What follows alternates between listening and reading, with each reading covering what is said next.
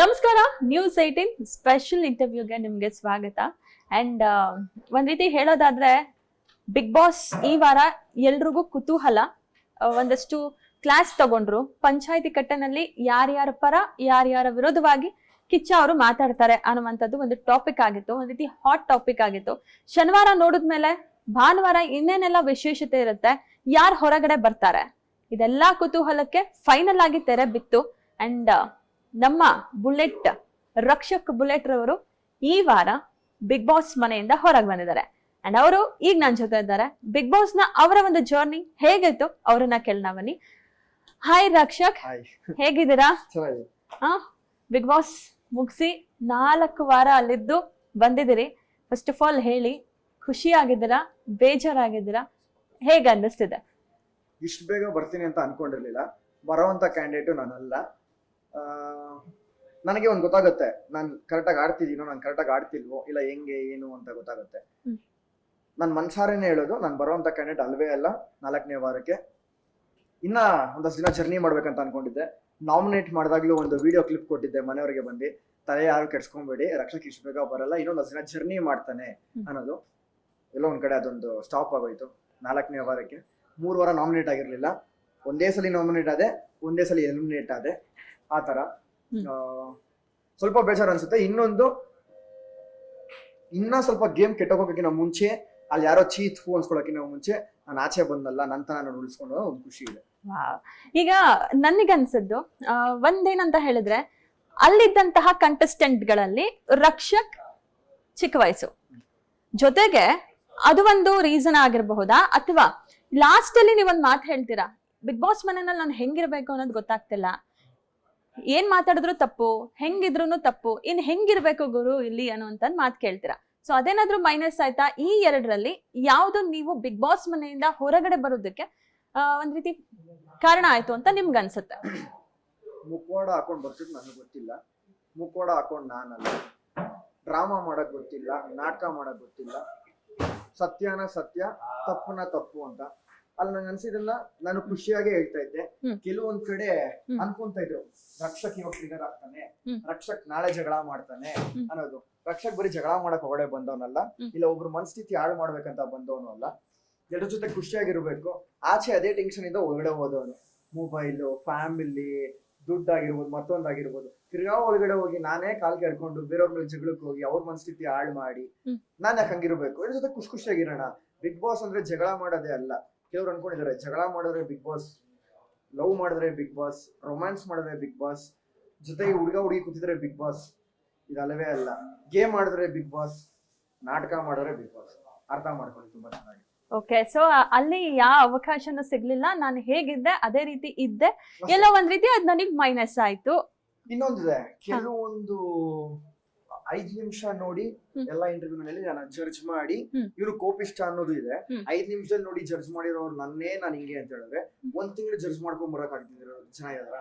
100% ಇದ್ದೇ ಇದಾರೆ. ರಕ್ಷಕ್ ಇವಾಗ ಎಷ್ಟು ಫ್ರೆಂಡ್ಲಿ, ಅವನ್ ಎಷ್ಟು ಹೋಮ್ಲಿ, ಎಲ್ಲರ ಜೊತೆ ಹೇಗಿರ್ತಾನೆ ತುಂಬಾ ಚೆನ್ನಾಗಿ ಗೊತ್ತಾಗಿದೆ.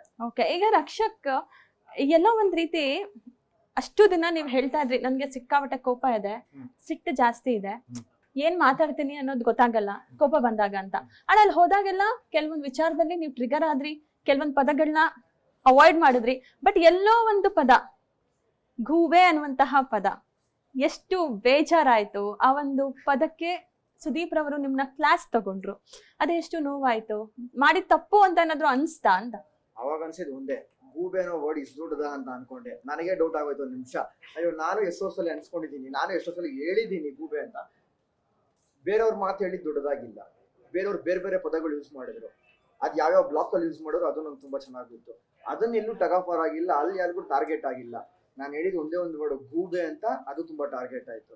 ಆ ಗೂಬೆ ಅನ್ನೋ ವರ್ಡ್ ನಂಗೆ ರಿಯಲೈಸ್ ಆಯ್ತು, ಸರಿ ಈ ಒಂದು ಸ್ಟೇಜಲ್ಲಿ ಹೇಳ್ಬಾರ್ದಾಗಿತ್ತು. ಅವ್ನ ಸ್ಟೇಜಲ್ಲಿ ಹೇಳೋದು ನಂಗೆ ಅದೇನ್ ದೊಡ್ಡ ಪದ ನಾನು ಇವತ್ತೂ ಅನ್ಸಲ್ಲ, ನಾನು ಇವತ್ತಿಗೂ ಅದನ್ನ ಪ್ರೂವ್ನೇ ಮಾಡ್ತೀನಿ. ನಂಗೆ ಹೇಳಿದ ಮಾತು ನಾನು ತಪ್ಪು ಅಂತ ಹೇಳ್ತಾ ಇಲ್ಲ.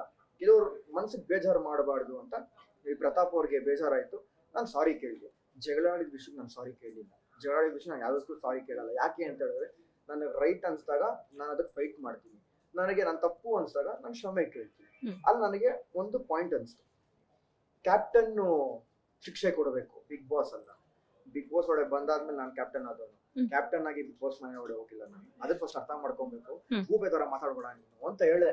ಹ್ಮ್. ಹಂಗೆಲ್ಲ ನೀವ್ ಮಾತಾಡ್ಬೇಡಿ ಗೂಬೆ. ನಾನು ಇನ್ನೊಂದ್ಸಲ ಹೇಳ್ತೀನಿ ಗೂಬೆ ಅಂತ ಏನ್ ಇವಾಗ ಅಂತ ಹೇಳ್ತೀನಿ. ಹ್ಮ್. ಅಲ್ಲೊಂದ್ 3 ಸಲ ಹೇಳ್ತೀನಿ ಗೂಬೆ ಅಂತ. ಆ ವರ್ಡೇ ತುಂಬಾ ಹೈಲೈಟ್ ಆಗುತ್ತೆ. ಆ ವರ್ಡ್ ಆ ವಾರದ್ದು ಒಂದು ಟಾರ್ಗೆಟ್ ಅಂತ ಇಟ್ಕೊಂತಾರೆ. ಹ್ಮ್. ಅದೊಂದೇ ಒಂದ್ ವಾರ ನನಗೆ ಕ್ಲಾಸ್ ಬಿದ್ದಿದ್ದು. ಇನ್ 3 ವಾರನೂ ಸೇಫ್ ಆಗಿದ್ದೆ. ಈಗ ಏನಕ್ಕೆ ಯಾವ ಒಂದ್ ವಿಚಾರಕ್ಕೆ ರಕ್ಷಕ್ ಅವ್ರನ್ನ ಬಿಗ್ ಬಾಸ್ ಕರಿತು ಅಂತ? ಯಾಕಂದ್ರೆ ಬಿಗ್ ಬಾಸ್ಗೆ ಹೋಗೋವರೆಗೂ ರಕ್ಷಕ್ ಅಂತ ಹೇಳಿದ್ರೆ ಆಕ್ಟ್ ಮಾಡಿದ್ದು ಒಂದು ಸಿನಿಮಾ, ಗುರು ಶಿಷ್ಯರಲ್ಲಿ ಒಂದು ಪಾತ್ರದಲ್ಲಿ ಕಾಣಿಸ್ಕೊಂಡಿದ್ರಿ. ಅದು ಬಿಟ್ರೆ ರಕ್ಷಕ್ ಅಂತ ಹೇಳಿದ್ರೆ ಬುಲೆಟ್ ಪ್ರಕಾಶ್ ರವರ ಮಗ.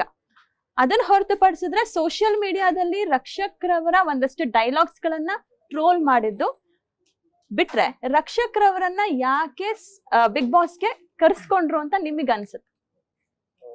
ಸ್ಟ್ರೇಟ್ ಫಾರ್ವರ್ಡ್ ಆಗಿ ಮಾತಾಡ್ತಾನೆ, ಇವ್ನು ತುಂಬಾ ಕೋಪಿಷ್ಟ, ಇದರಿಂದ ನಮಗ್ ವರ್ಕೌಟ್ ಆಗುತ್ತೆ ಅಂತ. ಹ್ಮ್. ಕೆಲವೊಂದ್ ಟೈಮ್ ಎಲ್ಲಿ ಕೋಪ ಬರುತ್ತೋ ಅಲ್ಲಿ ಕೋಪ ನನಗೂ ಬರ್ತಾ ಇತ್ತು. ಅಲ್ಲಂಗ್ ನಾನೇ ಸೈಲೆಂಟ್ ಕೂಲ್ ಆಗಿ ಮಾಡ್ಕೊಂತಿದ್ದೆ. ಯಾಕೆ ಅಂತ ಹೇಳಿದ್ರೆ ಮನೆಗೆ ಹೋಗೋಕೆ ಮುಂಚೆ ಒಂದು ಪ್ರಾಮಿಸ್ ಮಾಡಿದ್ದೆ. ಯಾರ ಮೇಲೆ ಸುಮ್ಮನೆ ಟ್ರಿಗರ್ ಆಗೋದು, ಜಗಳ ಮಾಡೋದು, ಅವ್ರ ಮನಸ್ಸನ್ನ ಹಾಳು ಮಾಡೋದು ನಂಗೆ ಇಷ್ಟ ಇಲ್ಲ. ಅದನ್ನ ಮಾಡ್ಲು ಬೇಡ ಅಂತ ಮನೇಲಿ ಹೇಳಿದ್ರು. ಯಾಕೆ ಅಂತ ಹೇಳಿದ್ರೆ ಕೋಟ್ಯಾಂತರ ಜನ ನೋಡ್ತಾ ಇರ್ತಾರೆ. ಅವಾಗ ಹೇಳ್ದಂಗೆ ಅಲ್ಲಿ 5 ನಿಮಿಷದಲ್ಲೇ ನನ್ನ ಜಡ್ಜ್ ಮಾಡಿದವರು ಒಂದು ಪದ ಹೇಳಿದ ತಕ್ಷಣ ಅದು ದೊಡ್ಡದಾಯ್ತು ಅಂತ ಹೇಳಿದಾಗ ಅವ್ನು ಅನ್ಕೊಂಡೆ, ಇಲ್ಲಿ ಸುಮ್ನೆ ನಾವು ಕಾಲ್ ಕೆರ್ಕೊಂಡು ಹೋಗಿ ಮಾತಾಡಬಾರ್ದು. ಜಗಳ ಆಡ್ತಿರೋರು ಜಗಳ ಆಡಕ್ ಬಿಟ್ಬಿಟ್ಟು ನಾವು ಮಜಾ ನೋಡ್ಬೇಕು ಅಂತಾನೆ ಇದ್ದಿದ್ ನನಗೆ. ನಾನು ಆಡಿರೋ ಜಗಳಗಳೆಲ್ಲ ಮಜಾ ನೋಡ್ಕೊಂಡೇ ಇದ್ದಿದ್ ನಾನು. ಯಾವ್ದಕ್ಕೂ ಸುಮ್ನೆ ಓದೋಣಲ್ಲ. ಒಂದೇ ಒಂದ್ ಎಲ್ಲೋ ಕಾನ್ವರ್ಸೇಷನ್ ನಿನಗೂ ಮತ್ತೆ ಪ್ರಥಮ್ ಅವ್ರಿಗೆ ನಡೀತಾ ಇತ್ತು. ಆ ಗ್ಯಾಪ್ ಅಲ್ಲಿ ನಾನು ಹೋಗಿ ಸುಮ್ಮನೆ ಒಂದು ಬೆಂಕಿ ಹಚ್ಚದೆ. ಆ ಗೂಬೆ ಅನ್ನೋ ವರ್ಡ್ ಇಡೀ ಕರ್ನಾಟಕ ಬೆಂಕಿ ಹಚ್ಚದಂಗ ಆಗೋಯ್ತು. ಅದು ತುಂಬಾ ನೆಗೆಟಿವ್ ಆಗಿ ಹೋಯ್ತು. ಅದೊಂದು ಬೇಜಾರಿದೆ. ಅದು ಬಿಟ್ರೆ ನಾನು ಎಲ್ಲೂ ತಪ್ಪು ಮಾಡಿಲ್ಲ. ನನ್ನ ಮಾತಲ್ಲಿ ನನ್ನ ಸ್ಥಾನದಲ್ಲಿ ಯಾವತ್ತೂ ನಾನಿದ್ದೆ. 24 ಗಂಟೆ ರಕ್ಷಕ್ ಏನ್ ಮಾಡ್ತಾನೆ, ರಕ್ಷಕ್ ಎಷ್ಟು ಫ್ರೆಂಡ್ಲಿ ಹೋಗ್ಲಿ ಖುಷಿಯಾಗಿರ್ತಾನೆ, ಅದೇ ರೀತಿ ನಾನು ಒಳಗಡೆನೂ ಇದ್ದವನು. ಅಲ್ಲಿ ಎಲ್ರು ಒಬ್ರು ಅಕ್ಕ ಆದ್ರು, ಒಬ್ರು ಅಮ್ಮ ತರ ಕಾಣಿಸಿದ್ರು, ಅಣ್ಣ ತರ. ಅವ್ನ ಬಾಂಡಿಂಗ್ ನನ್ಗಿತ್ತು. ಮತ್ತೆ ಬೃಂದಾವನ ಟೀಮ್ ಅವ್ರು ಬಂದ್ರು. ಒಂದಷ್ಟು ಎಮೋಷನಲ್ಸ್ ಆಗಿತ್ತು, ಹ್ಯಾಪಿ ಮೂಮೆಂಟ್ಸ್ ಆಗಿತ್ತು. ಎಲ್ಲದನ್ನು ಒಂದ್ ಒಳ್ಳೆ ರೀತಿಲಿ ನಾನು ಆಚೆ ಬಂದೆ. ಎಲ್ಲೂ ಕೆಡ್ಸ್ಕೊಂಡಿರಾಗಿ. ರಕ್ಷಕ್ ಇವಾಗ ಒಂದಷ್ಟು ಪ್ರಾಪರ್ಟೀಸ್ ನ ಕಳ್ಸ್ಕೊಟ್ರು. ಈಗ ನಮ್ರತಾ ಅವರಿಗೆ ಒಂದು ಸ್ಪೂನ್ ನ ಕಳ್ಸ್ಕೊಟ್ಟಿದ್ದು, ಆನೆ ಅನ್ನುವಂಥದ್ದನ್ನ ವಿನಯ್ ಅವರಿಗೆ. ಇನ್ನು ನಿಮಗೆ ಸೈಕಲ್ ಅನ್ನ ಕಳ್ಸ್ಕೊಟ್ರು. ಸೈಕಲ್ ಹೊಡಿತಾ ಇದ್ದೀರಾ? ಯಾಕಂದ್ರೆ ಬಿಗ್ ಬಾಸ್ ಮನೆಗೆ ಹೋಗಿ ನಾವು ನಿಮ್ಮಿಂದ ಬುಲೆಟ್ ತರ ಇರುತ್ತೆ ನಿಮ್ಮ ಆಟ, ಬುಲೆಟ್ ತರ ಇರುತ್ತೆ ನಿಮ್ಮ ಮಾತು ಅಂತ ಅನ್ಕೊಂಡಿದ್ವಿ. ಆದ್ರೆ ಆ ರೀತಿ ಇಲ್ಲ, ಯಾಕೆ ಸೈಕಲ್ ಹೊಡಿತಿದ್ದೀರಾ ಅನ್ನೋ ತರದಲ್ಲಿ ಅದನ್ನ ಕಳಿಸ್ಕೊಟ್ರು. ಸೊ ಅದಾದ ಮೇಲೆ ನಿಮ್ಮನ್ನ ನೀವು ಯಾವ ರೀತಿ ಬದಲಾಯಿಸ್ಕೊಂಡ್ರಿ? ಆ ಮಾತಿಗೆ ಎಷ್ಟು ರೆಸ್ಪೆಕ್ಟ್ ಮಾಡಿದ್ರಿ ಅಂತ? ಪ್ರತಿಯೊಂದು ಕಮೆಂಟ್ಸ್ ಗಳಿಗೂ ನಾನು ಬೆಲೆ ಕೊಡ್ತೀನಿ. ಯಾಕಂದ್ರೆ ಅವರಿಂದ ನಾವು ಗೊತ್ತಿರೋದು. ಅವ್ರು ಏನ್ ಹೇಳ್ತಾರೋ ಅದನ್ನ ನಾವು ಚೇಂಜ್ ಮಾಡ್ಕೊಂಡು ಹಂಗನ್ಬಿಟ್ಟು ಯಾವ್ದೋ ಒಂದೇ ಒಂದ್ ಲೆಟರ್ಗೋಸ್ಕರ ನಾನು ಟೋಟಲ್ ಆಗಿ ಚೇಂಜ್ ಮಾಡ್ಕೊಂಡ್ಬಿಡೋದು. ನೋಡಪ್ಪ 2 ಮುಖ ಇವ್ನಿಗೆ, ಇವ್ನು ಬಂದಿದ ತಕ್ಷಣ ಹಿಂಗ್ ಚೇಂಜ್ ಆಗ್ಬಿಟ್ಟ, ಬರಗಂಟ ಹಿಂಗೆ ಇದ್ದ ಅಂತ. ನಾನು ಇರೋದೇ ಹಂಗೆ, ನಾನು ಒಳಗಡೆ ಇದ್ದಿದ್ದು ಹಂಗೆ. ನಾನು ಬೇರೆ ಏನು ಇಲ್ಲ. ಆಟ ಕೊಟ್ಟಾಗ ಕರೆಕ್ಟ್ ಆಗಿ ಟಾಸ್ಕ್ ಪರ್ಫಾರ್ಮ್ ಮಾಡ್ತಿದ್ದೆ. ನಂದು ಏನಿತ್ತು, ನಾನು ಇದನ್ನ ಕಂಪ್ಲೀಟ್ ಮಾಡಬೇಕು, ಇಷ್ಟರಲ್ಲೇ ಕಂಪ್ಲೀಟ್ ಮಾಡಬೇಕು ಅನ್ನೋದು ನನ್ನ ಒಂದು ಜಡ್ಜ್ಮೆಂಟ್ ಇತ್ತು. ಮೈಂಡ್ ಅಲ್ಲಿ ಒಂದು ಪ್ಲಾನ್ ಮಾಡ್ಕೊಂತ ಇದೆ. ಇಲ್ಲಿ ನುಗ್ಗಿದ್ರೆ ಹಿಂಗಾಗತ್ತೆ, ಇವ್ರು ನೋಡಿದ್ರೆ ಈ ತರ ಆಗತ್ತೆ. ಅದೇ ರೀತಿ ನಾನು ಆಡ್ಕೊಂಡ್ಬಂದೆ. ಆಟದಲ್ಲಿ ನಾನು ಎಲ್ಲೂ ಮೋಸ ಮಾಡಿಲ್ಲ, ಯಾರೊಬ್ರಿಗೂ ಬೇಜಾರು ಮಾಡಿಲ್ಲ, ಯಾರೊಬ್ರಿಗೂ ನೋವು ಕೊಟ್ಟಿಲ್ಲ. ಬರೋ ಟೈಮಲ್ಲಿ ಯಾರ ಹತ್ರ ಚೀತು ಅನ್ಸ್ಕೊಂಡ್ ಬಂದವನಲ್ಲ. ಖುಷಿಯಾಗಿ ಜರ್ನಿ ಮಾಡಬೇಕಿತ್ತು. ಹ್ಯಾಪಿ ಬಿಗ್ ಬಾಸ್ ಅನ್ನೋದಕ್ಕೆ ಒಂದು ಬೆಲೆ ಕೊಡ್ಬೇಕಿತ್ತು. ಅದಕ್ಕೆ ಬೆಲೆ ಕೊಟ್ಬಿಟ್ಟು ಹ್ಯಾಪಿನ ಹೊರಡೆ ಬಂದಿದ್ದೀನಿ. ಈಗ ನಿಮ್ದೊಂದು ಗ್ರೂಪ್ ಇತ್ತು, ಕಾಕಾಕಿ ಗ್ರೂಪಾ? ಕಾಕಾಕಿ ಗ್ರೂಪ್ ನಿಮ್ದು, ವರ್ತೂರ್ ಅವ್ರದ್ದು ಜೊತೆಗೆ ತುಕಾಲಿ ಅವ್ರದ್ದು. ನಿಮ್ 3 ಜನ ಕುತ್ಕೊಂಡ್ ಮಾತಾಡ್ದಿರ್ಬೇಕಾದ್ರೆ ತ್ರಿಮೂರ್ತಿಗಳು ಅಂತಾನೆ ಕನ್ಸಿಡರ್ ಮಾಡಿದ್ರು. ಸಡನ್ ಆಗಿ ಒಂದ್ ದಿನ ಬರುತ್ತೆ, ವರ್ತೂರ್ ಅವ್ರು ಹೊರಗಡೆ ಹೋಗ್ತಾರೆ. ಇಲ್ಲಿ ಅವರ ವಿಚಾರವಾಗಿ ಸಾಕಷ್ಟು ಚರ್ಚೆಗಳು ನಡೀತಾ ಇರುತ್ತೆ, ಮಾಧ್ಯಮಗಳಲ್ಲಿ ಸುದ್ದಿ ಆಗತ್ತೆ. ಅಲ್ಲಿದ್ದವರಿಗೆ ವರ್ತೂರ್ ಅವರು ಹೋದಾಗ ಯಾವ ರೀತಿ ತಗೊಂಡ್ರಿ? ನಿಮ್ಗೂ ಬೇಸರ ಆಯ್ತು, ತುಕಾಲಿ ಅವ್ರಿಗೂ ಕೂಡ ಬೇಜಾರಾಯ್ತು. ಸೊ ಬಂದ ಮೇಲೆ ಅವ್ರು ಹೋದಾಗ ಏನೆಲ್ಲ ಮಾತುಕತೆಗಳು ಸಂತೋಷ್ ಅವರ ಬಗ್ಗೆ ಕೇಳಿ ಬಂತು? ಏನನ್ ಅನ್ಕೊಂಡ್ರಿ ನೀವುಗಳು? ಅಂದ್ರೆ ಲೇಟ್ ನೈಟ್ಸ್ ಮಾತಾಡ್ತಾ ಇದ್ದಿದ್ದು, ಜಾಸ್ತಿ ಮಾತಾಡ್ತಾ ಇದ್ವಿ.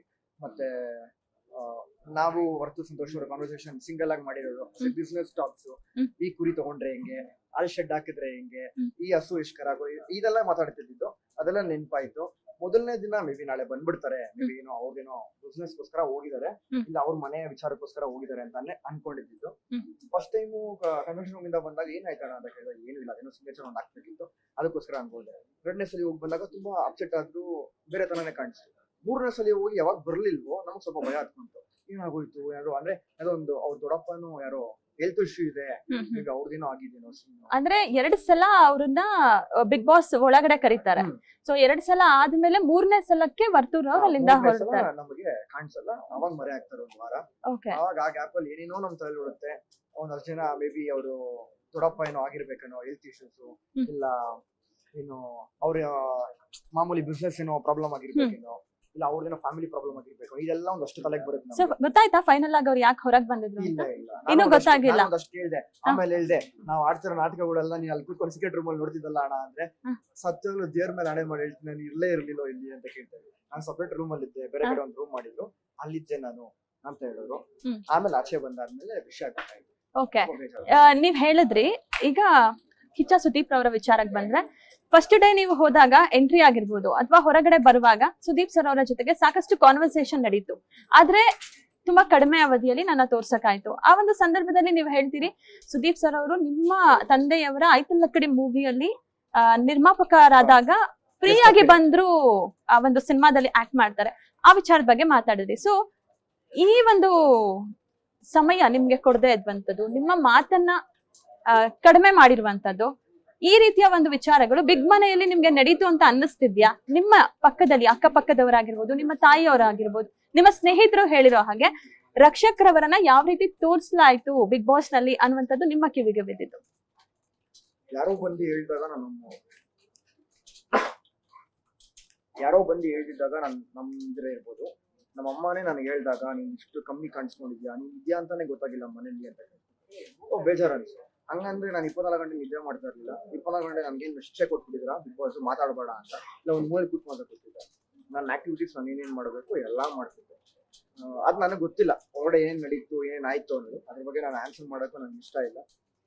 ಆಸ್ ಅ ಕಂಟೆಸ್ಟೆಂಟ್ ನನ್ನ ಕರೆದಿದ್ರು, ನಾನು ಕರ್ತವ್ಯ ಇರೋದನ್ನ ಕೊಟ್ಟಿದ್ದೀನಿ, ಆ ಸ್ಟೇಜ್ ರೆಸ್ಪೆಕ್ಟ್ ಮಾಡಿದ್ದೀನಿ. ಬರ್ತಾನೋ ಅಷ್ಟೇ ಖುಷಿಯಾಗಿ ಬಂದೆ, ಹೋದಾಗ ಅಷ್ಟೇ ಖುಷಿಯಾಗಿದ್ದೆ, ಸಾಕು. ಏನೇನ್ ತಗೊಂಡೋಗಿದ್ರಿ ರಕ್ಷಕ್ ಬಿಗ್ ಬಾಸ್ ಮನೆಗೆ ಹೋಗ್ಬೇಕಾದ್ರೆ? ಎಷ್ಟ್ ದಿನ ಇರ್ತೀನಿ ಅಂತ ಅನ್ಕೊಂಡು ಹೋಗಿದ್ರಿ? ಎಷ್ಟೆಷ್ಟು ಜೊತೆ ಬಟ್ಟೆ ತಗೊಂಡ್ ಹೋಗಿದ್ರಿ? ಹೇಗ್ ಅನ್ನಿಸ್ತು 4ನೇ ವಾರಕ್ಕೆ ಹೊರಗಡೆ ಬಂದಾಗ? ಅದೇ ಆಗ್ಲೇ ಹೇಳ್ದಂಗೆ ನಾನು 4ನೇ ವಾರ ಬರೋ ಕಂಟೆಸ್ಟೆಂಟ್ ಅಲ್ಲ. ಒಂದಷ್ಟು ಜನ ಇದಾರೆ ಅಲ್ಲೂ ಪ್ಲಾನ್ ಮಾಡ್ಕೊಂಡು ಆಡೋರು, ಒಂದಷ್ಟು ಸ್ಟ್ರಾಟಜಿಗಳು ಯೂಸ್ ಮಾಡ್ಕೊಂಡು ಆಡೋರು, ಮತ್ತೆ ಈ ವಾರ ಸೇಫ್ ಆಗ್ಬೇಕು ಅಂತ ಆಡದವರು ತುಂಬಾ ಜನ ನೋಡಿದೀನಿ.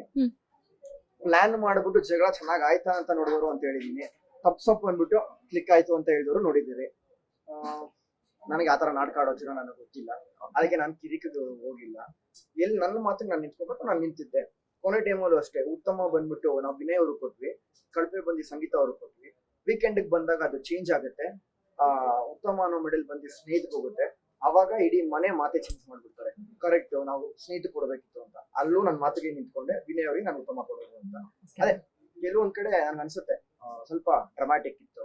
ಸೊ ನಿಮ್ ಪ್ರಕಾರ ಈಗ ಬಿಗ್ ಬಾಸ್ ನಲ್ಲಿ ಟಾಪ್ 5 ಕಂಟೆಸ್ಟೆಂಟ್ ಅಂತ ಹೇಳಿದ್ರೆ ಯಾರು ಬರಬಹುದು? ಗೊತ್ತಿಲ್ಲ, ಐಡಿಯಾ ಇಲ್ಲ. ಅವ್ರ ಜೊತೆ ಇದ್ದಿದ್ರಿ, ಅವ್ರ ಜೊತೆ ಒಂದಷ್ಟು ಟೈಮ್ ಸ್ಪೆಂಡ್ ಮಾಡಿದೀರಾ, ಅಲ್ಲಿ ಆಟ ಹೇಗ್ ಆಡ್ತಾರೆ ಅನ್ನೋದು ನಿಮ್ಗೆ ಗೊತ್ತಿದೆ. ಸೊ ಅಟ್ಲೀಸ್ಟ್ ಗೆಸ್ ಮಾಡೋದಾದ್ರೆ ಟಾಪ್ 5 ಅಲ್ಲಿ ಯಾರ್ಯಾರು ಇರಬಹುದು ಅನ್ಸುತ್ತೆ?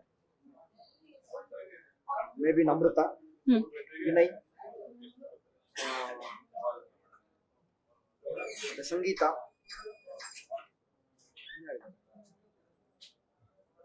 ಇವಾಗ ಸದ್ಯಕ್ಕೆ ಈ ತರ ಅನ್ಸ್ತದೆ. ಓಕೆ, ನಿಮಗೆ ಇಷ್ಟ ಆದಂತಹ ಕಂಟೆಸ್ಟೆಂಟ್ ಯಾರು? ಮೈಂಡ್ ಪ್ಲಾನ್ ಮಾಡ್ಕೊಂಡು ಒಳಗಡೆನೆ ಸ್ಟ್ರಾಟಜಿ ಪ್ಲಾನ್ ಮಾಡ್ಕೊಂಡು ಹಿಂಗೆ ನಾನು ಹೊಡಿಬೇಕು ಅಂತ ಇದ್ರೆ ಮೇ ಬಿ ಪ್ರತಾಪ್ ಅವರು ಕೊನೆ ಗಂಟ ಬರೋದು. ಓಕೆ, ಬಿಗ್ ಬಾಸ್ ಮನೆಯಲ್ಲಿ ನಿಮಗೆ ಇಷ್ಟ ಆದಂತಹ ಒಬ್ರು ಕಂಟೆಸ್ಟೆಂಟ್ ಅಂತ ಹೇಳಿದ್ರೆ?